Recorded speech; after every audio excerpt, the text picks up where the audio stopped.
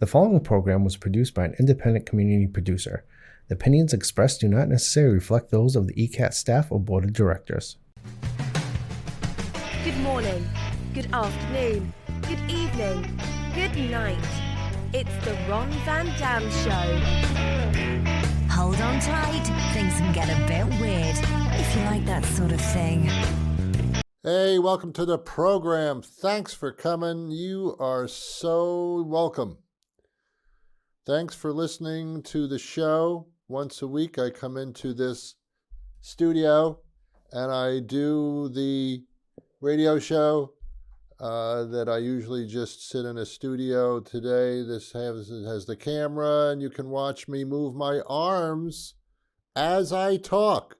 And my mouth moves too. Check that out. Other than that, there's no point to this whatsoever. I do not do pantomime. I'm not stuck in a box. I'm not going to pull on a rope or make believe I'm going upstairs. When I go upstairs, it ain't make believe, ladies and gentlemen. So that's what I do. I've been doing this for 30 years. And I'm talking about straight. I mean, I don't stop. What do you do for a living? Yeah, it's nice. All right, let's go. What I do on this show is I talk about things that most people don't talk about, in the sense that things bother us. Boy, isn't this a stressful time in life? Aren't we all stressed out? When I talk to people and I get into like deep conversations, they actually admit to me that they're stressed and they have like anxiety attacks and things like that. And nobody ever talked about that before. But they're having so many of them, they have to just let it out. It's crazy, man. Between the holidays and the upcoming presidential election, which could mean the end of society as we know it, I mean, it's very stressful. All of this is stressful. You know, it's really frustrating. And tell me if you feel the same way. You can't. This is a one-way thing. But do you feel the same? I watch television a lot because it takes me away from real life. And then you turn on the TV and there's real life. I mean, come on, enough.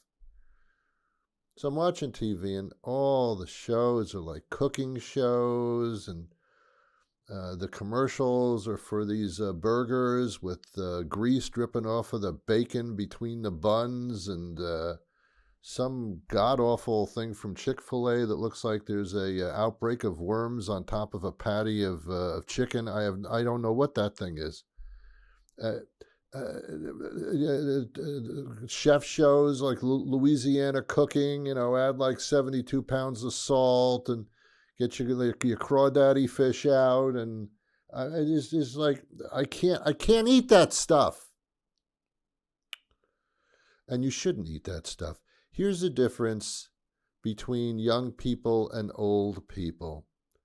Young people eat anything they want, any time they want, because they don't go to the doctor regularly or have blood tests to find out that they really have some conditions that they're not even aware of. But it doesn't matter because they're so young, their bodies can handle all that degradation and all the misuse of their body. Then you hit 50 years old, and all of a sudden, oh, I didn't do anything to my shoulder, but it hurts. What is that? Uh-oh. Then you go to the doctor for the first time, like in 20 years, and, you're not in good shape. You better.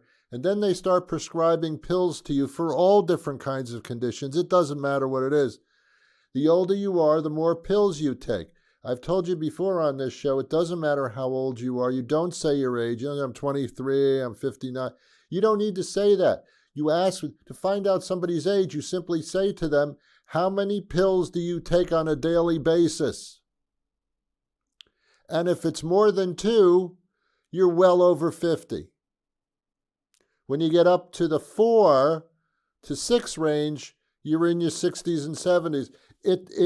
It's a barometer of age is what it is, because it's not that you're actually getting these conditions. You've probably had them all the time. They've just gotten worse because you didn't do anything about them. And that has to do with the way that Americans eat. We should be embarrassed. Not me, you.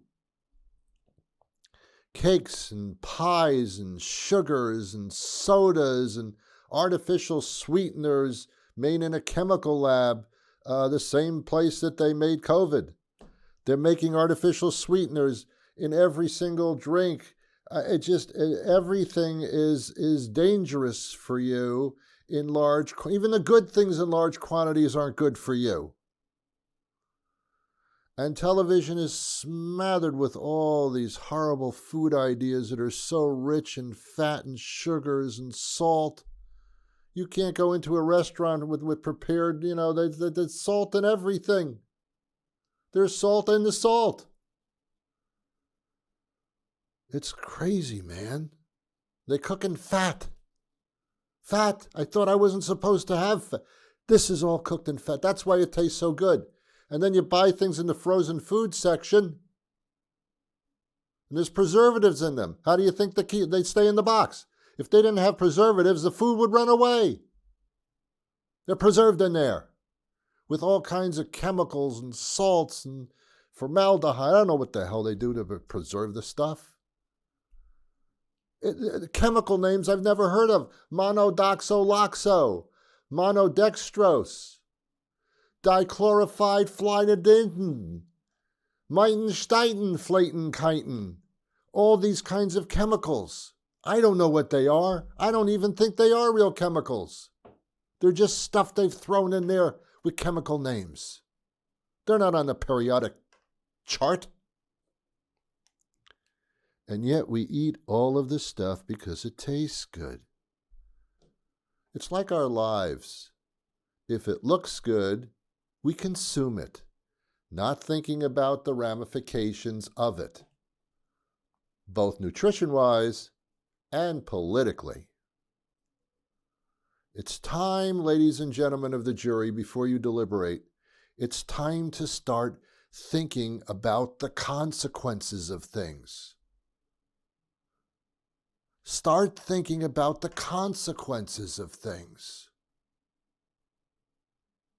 Because we all get older every day, every minute, and we're going to pay the price, both mentally and physically. Look how I'm pointing to things in order to be prolific on television.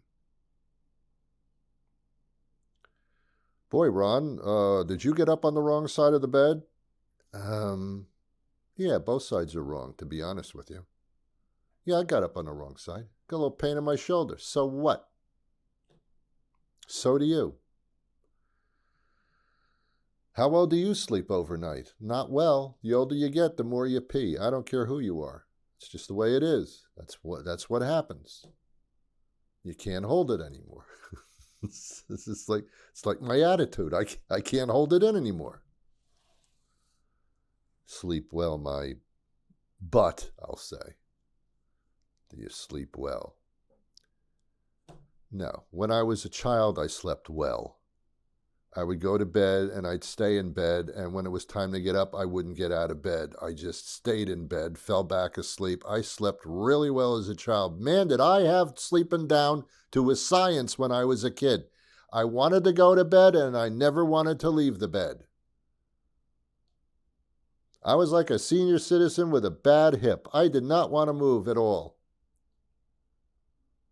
Yeah, I wanted to stay up late, but I couldn't, so I went to bed at a reasonable time because my parents were in charge. But then I never got out of bed. They said, Ron, it's time to get up. I can't do it. It's too early. I don't want to get up. I slept really well. You know what the term? I slept like a baby. Well, that was a long time ago.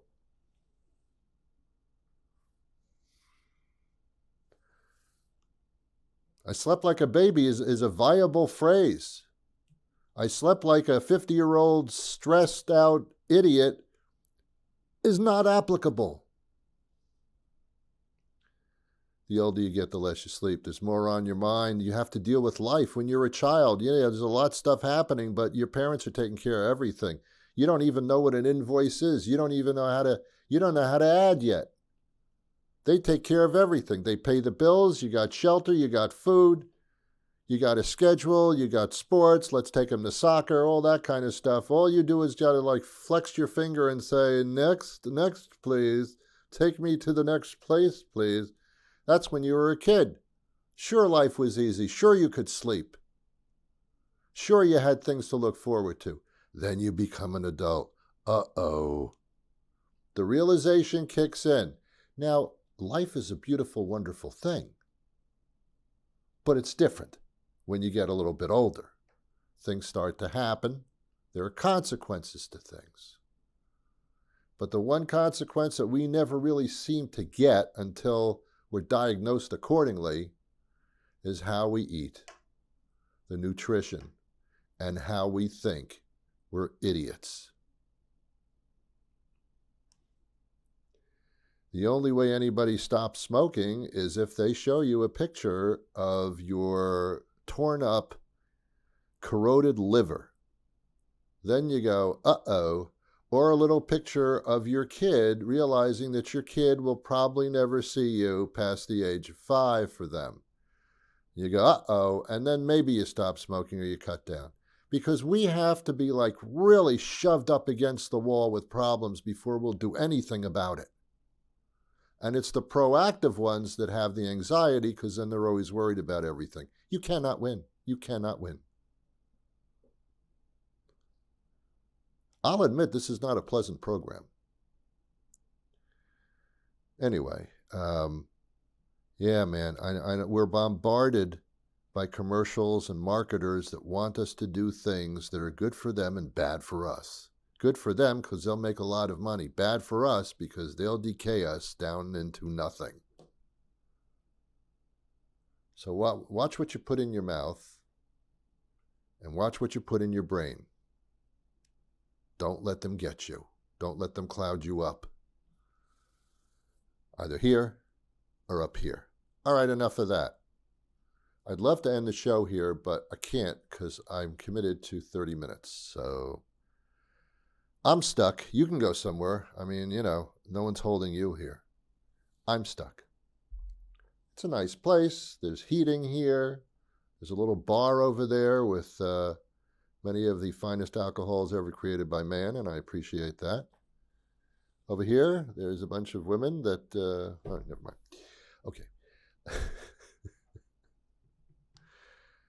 I'll tell you a funny story that you will not find funny either. Every once in a while, I'll go to a place in Providence, Rhode Island. Rhode Island, a very, very small state. Providence, a very small city. That's okay.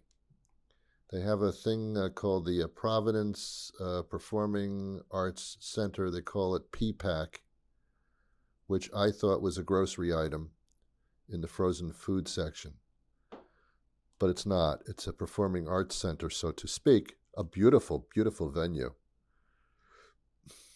Well, coming up in the near future, apparently Bush will be performing there.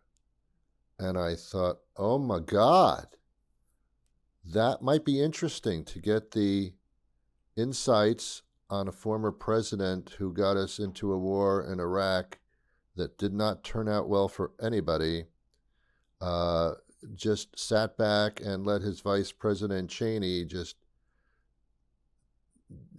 puppeteer him to stardom and destruction. But a nice guy, a really nice guy. So I thought, wow, hearing the perspectives of, I've never been to a performance thing where a former president stands on stage and talks about that. So I thought, wow, I'd love to see Bush. And then I went to their website at the PPACs, the Performing Arts Center, and they had a picture of some kind of band. Apparently the band's name is Bush. Now, I know, you probably knew that. I did not. I was vastly disappointed. Because I've heard of Bush, but I don't know. I thought it was George Bush. Which, if you invert that problem, what if some kid like a Generation P or X. I'm Generation P. I'm the one that gets up in the middle of the night. Generation X, Generation Z. I don't know. We're running out of alphabet here. They get their tickets for the concert, and they go to the PPAC, and they're sitting there, and whoa, Bush, I love Bush. Come on, yeah, woo, woo, woo, woo, Bush, Bush. And then the lights go down, and the former President George Bush walks on the stage and says, "Well, hi." Boy, that would really disappoint these kids. So it goes both ways. It's pretty much what I'm saying here. I had what you call Bush confusion, which you may think is something else, but it's what I just spoke about. I'm one of the few people on the planet. Ooh, I wish that was the end of the sentence, but it's not. I'm one of the few people on the planet that does not care for Bruce Springsteen. What? You don't care for the boss? I don't know what you're talking about. No, I don't care for Bruce Springsteen. I've been spelling his name wrong all the time. I thought it was Stein. I thought he was, Jewish or something. But he's not. It's Bruce. It's Steen. So, okay, now I'm really not understanding this guy. I don't. He looks like a well-built gnome, and I know his songs because they're like played all the time, but I can't tell the difference between them. I know he moves around with the guitar, like shakes in one place a little bit, and he sweats profusely. But he's not like Mick Jagger. He's not performing anything. He's just standing there and singing. I can't understand a word he's saying. I can't. How's it life anybody that says, I got a babe in the shoes and my feet are low and I don't know how to play. And that's it. And I don't know what he just said. So I don't care for him. And he's from New Jersey. I'm from New Jersey too. But we have nothing in common, so I don't understand that. So I'm not a Springsteen. If someone said, Ron, tickets to Bruce Springsteen, I'd say, well, what the hell? What the hell? Wouldn't do it. Bob Dylan I never understood. I know some of you don't even know who that is, but Bob Dylan was way back in the 1820s. It's a running joke because no one can understand what he said. And then they like think he's like this poet genius. How can you be a poet genius when I can't tell what you're talking about? I don't even know if your words are rhyming, if it's a rhyming poet. I have no idea. I can't understand what you're saying. Then there was Joe Cocker, who looked like he had some type of extreme medical condition of which I did not know the name. He just flailed all over the place. I couldn't understand what he was saying either. Willie Nelson, I mean, he's a legend, and he's certainly still performing at his age. He's incredible, even though he smokes marijuana. I guess that works for him. Can't understand much of what he's saying. The thing. I don't know what I just said. That's the problem with music. We it's interesting. I was watching that Taylor Swift concert, the Eras tour or something. As I said on the show a couple of weeks ago, I mean, Taylor, you have to understand that an era is longer than 2 years. Just because you put out another album doesn't mean that the era has changed. That's something else. So she did her Eras tour, which means that she sang every single song she's ever written pretty much. Because the movie is like 3 hours long. It's like an opera. She's very talented. She moves around a lot. Great staging, great presentation, not a bad movie. But at the same time, to me, every single song sounded exactly the same. Not a popular opinion, I understand that. But I thought, after a while watching the movie there, the Eras tour thing, I thought that she was actually just singing the same song over and over again, just a little bit different. could still be the case. And she used some curse words within the lyrics. I heard those. Taylor, do we have to go there? Well, Ron, that's the way people speak. Now, shut up. You know where I do find country? Let's start again. Good morning. Welcome to the program. Do you know where I do find comfort? In a library. There's a town nearby called Easton, Massachusetts. Easton. Are you familiar with it? It's a sleepy little town. Very nice people. Very nice people in the town. I wish I could live there. They have a library, which is awesome because it's in an old building, and just walking in the library is just comfort. It's like walking back into history, and it's just comfortable. And when you walk in, I guess you call them librarians. I don't know what you call people who work there, the librarians. Although librarian might be a specialty. Maybe this is just receptionists in a building. I don't know. But I walk in, and they say hello. They're so kind, and it's a nice place to be. And one of the reasons I find it so comforting to be in a library is there aren't that many libraries left, really. But also, it's the fact that the people in there seem to be quite civilized. They're civilized. There are people that have a thirst for knowledge and go to a place where knowledge surrounds them, even though it's obsolete. And it's lovely. They're usually well-dressed, could be students, could be seniors, could be middle-aged people. It's a little bit of everything. And they're all polite. They respect culture. And they respect civics and knowledge and learning. It's a great place to be, just to be surrounded by these people. Sometimes I'll go there and I'll sit at a table with the book, but I won't read the book. I'll just sit there and relax because I'm amongst people that are just good. They're civilized. They're not going to hurt me. They're not going to challenge me. They're not going to talk.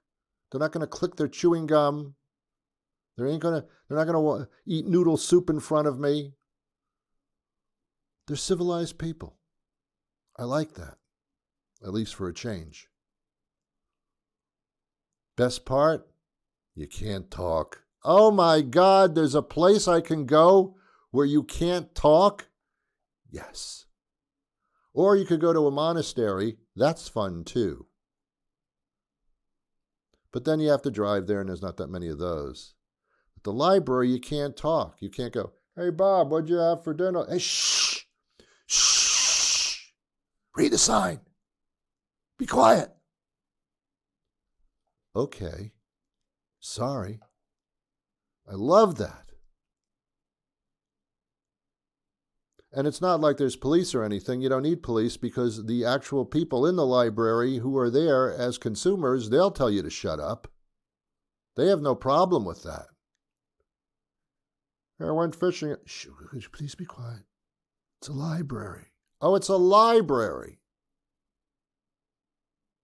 I love that.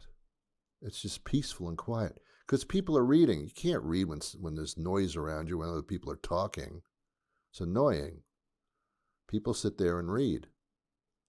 Or they could take the books out and read at home, but you don't have the atmosphere and the flavor of reading at home. I mean, maybe you do if you have a quiet room, but library, whoa, that's the place to be. And they don't throw you out either. You can sit there for hours, and you can read any book you want on any subject you want. The only difficult part of it is finding the books. There was a guy named Dewey who came up with the Dewey Decimal System. And I don't know why. Why didn't you just come up with an alphabetical list? I don't know. But every book now has a decimal. I really don't know what I'm talking about because it's been a long time. Used to be that a library was the only place to go to get any type of knowledge or reference It was like a golden palace of greatness. And then they came out with the delivery of the Encyclopedia Britannica. Kids, you don't know what I'm talking about. The World Book. You would subscribe to this and they'd mail you a volume. There were 24 volumes or something like that. And they were alphabetic. So you get everything that had anything to do with the letter A was in the first, and then B was your second shipment, C the third shipment. Are you getting the pattern here? So as a kid, I knew nothing beyond C. Hey, Ron, what do you think of the giraffe? I don't know yet. I've only got up to C. I can tell you about cats if you want to know that, but I haven't progressed to the other letters yet.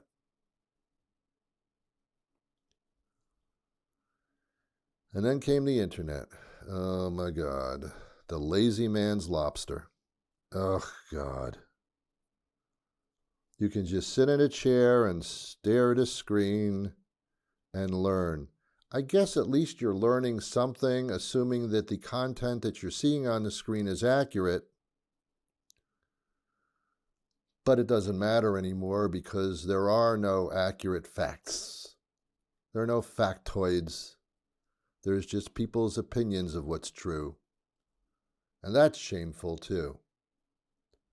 But, I can't say everything great about the library because it's full of history books that don't really reflect the history as it was.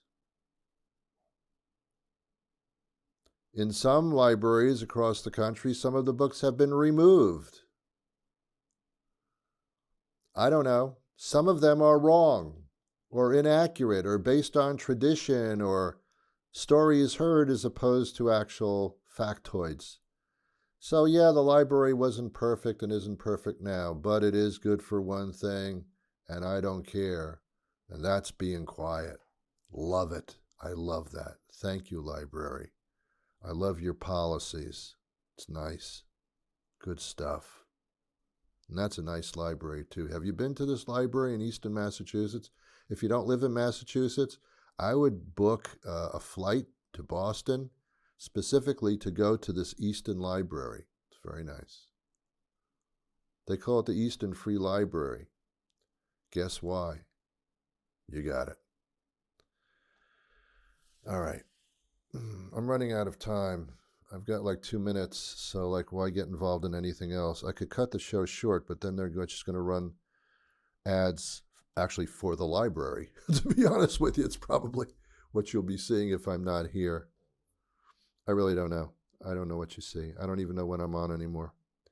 I have no idea. Anyway, bottom line to today's show is to wake up. Even if you can't get enough sleep, still wake up. Smell the roses, which is nice. Smell the coffee, whatever that means. But smell reality. And start making decisions that are of some type of benefit to you as opposed to just being told what to do. And have civic responsibility and learn about what is really going on. And save our democracy if you could, please. That would be nice. All right, kids. I'm out of here, basically. If you have any questions for me, you can just, I don't know what you're going to do with them because I'm not going to answer them. I do this show every weekday on syndicated radio stations and also on that internet thing that we're talking about, NewEnglandBroadcasting.com, RonVanDam.com. Every single weekday, a brand new show. We have over 2,600 episodes that you can actually listen to right away. It's incredible. That's a library, baby. So, yeah, so that's where you'll find me, or you can contact me at ronvandamshow@gmail.com. But I will not respond, probably.